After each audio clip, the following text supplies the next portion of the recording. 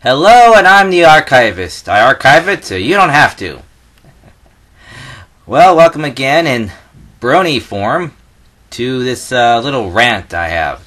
And today I would like to ramble on, if I may, about a few subjects on certain characters and aspects and relations. Let's start off with Applejack. Okay, in the beginning of the show, there was, certain distance between Applejack and Rarity. And through the course of the show, we kind of understand that they kind of got over their differences of opinions on various different things. But we see in Applejack's backstory that she was orphaned, but still had Granny Smith, so it's not completely orphaned, but orphaned. She had somehow lost her parents, somehow, and then she doesn't, I believe soon after, she just didn't know what her place in the world was.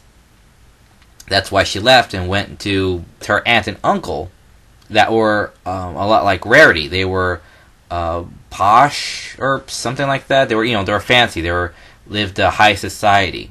And for some reason, Applejack thought that would be a life for her. I don't know exactly how she came to that conclusion, but she thought to give that life a try, and she was pretty good at it. But she realized it wasn't a life full of compassion. And then when she saw the rainbow, she realized the place that had compassion was the life on the farm, and that's where she decided to be. So then it wonders, if that's what the aunt and uncle are like, then what were the parents like? So my little theory is that Applejack's parents were probably similar to that of Rarity, particularly the mom. That even though they did work on the farm, they probably wanted nice things and to live nice and have a good business, Have a good, strong, thriving apple business. Maybe they were very business-savvy ponies. Who knows? And then maybe it was a conflict between taking care of the family and taking care of the family business. And then Applejack's mom, I guess, must have disappeared or was presumed dead after a business trip or something. Spending too much time away from the family. And then her subsequent, disappearance, presumed to be dead. And all that. So after everything that happened, so that's why I think Applejack kind of has an abrasive feeling towards Rarity in the beginning, was because that Rarity reminded Applejack too much of her own mother, and that her own shortcomings or tendencies to put other things that are not family related first, the job first, the business first, before family and friendship. It explains Look Before You Sleep. If you put in that context, Look Before You Sleep, it seems a bit more understanding in where Applejack was coming from, in my opinion. I could be 100% wrong, for all I know. It's just that's how it felt to me. And who knows, maybe in the next season, the parents will mysteriously reappear, and then we'll have to deal with the family business being run by the actual Apple parents, where they've been, and then what they choose to do, how they choose to run the business after then. Business conflicts with the rest of the family, because the family's been pretty much running the thing this whole time. So it'll be sort of like a family version return of the Flim Flam brothers, where it gets a little confrontational.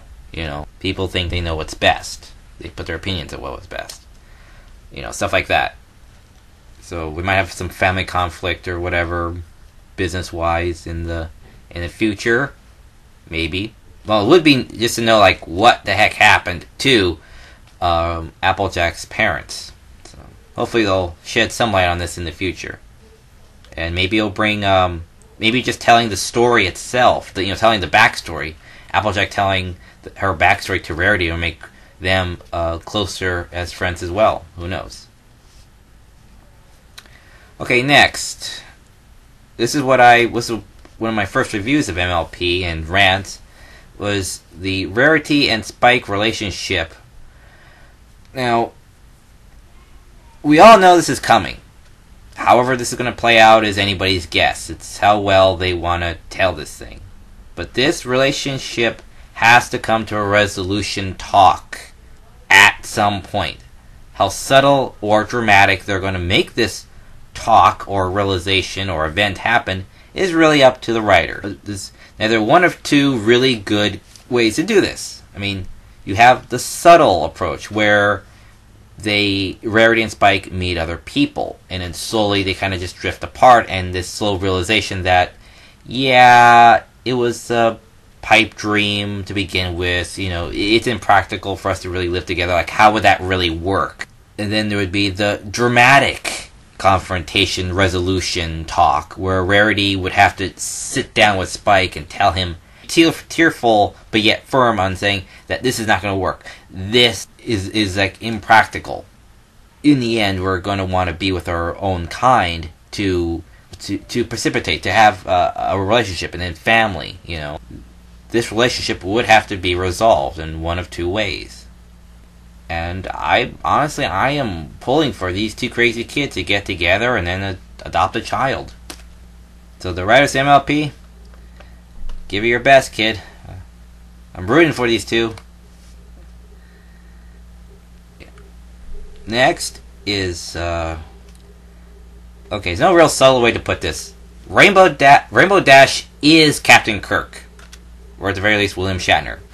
Throughout the show, we've seen Rainbow be, shall we say, rather self-centered. We see her be egotistical. We see her be, well, we've all seen Mysterious Ne'er-do-well. One of the interesting things I see in the fanfics is that often enough Rainbow Dash is paired up with someone who's just like her. Who's either be Applejack or one of the Wonderbolts. My personal fanfic would be that Rainbow Dash and Lightning Dust. Because, like in that scene in the last Star Trek movie, where Captain Kirk's on the Klingon homeworld after it blew up and became ice and everything, and he's fighting with that changeling. Another changeling. Strange. Anyway, that when the changeling turned into him, and Kirk states that, I can't believe I kissed you, and the changeling replies, you achieved your lifelong ambition, which means that Kirk had finally managed to kiss someone that was just as great as him. And that's what the team-ups, or the pairings of the fanfics are with Rainbow Dash, is that she would only really be happy with someone as great as her. As a great flyer, great at personality, and a bit egocentric. Of course, I don't know if you could be as egocentric as Rainbow Dash was, but yeah, a little bit of egotism would be a bit more for the pair, would be helpful for the pairing up. I honestly don't know who they're going to pair up with Rainbow Dash in the series, but my guess would be it's going to be a guy. It has to be a guy. And it's going to be someone just as thrill-seeking and attention-grabbing as she is. It's the only thing I can come up with. And so that's my little rant on MLP's little topics that have been kind of floating around in the back of my head for a while. So thank you for listening, and again, hope to see you on the Season 4 premiere.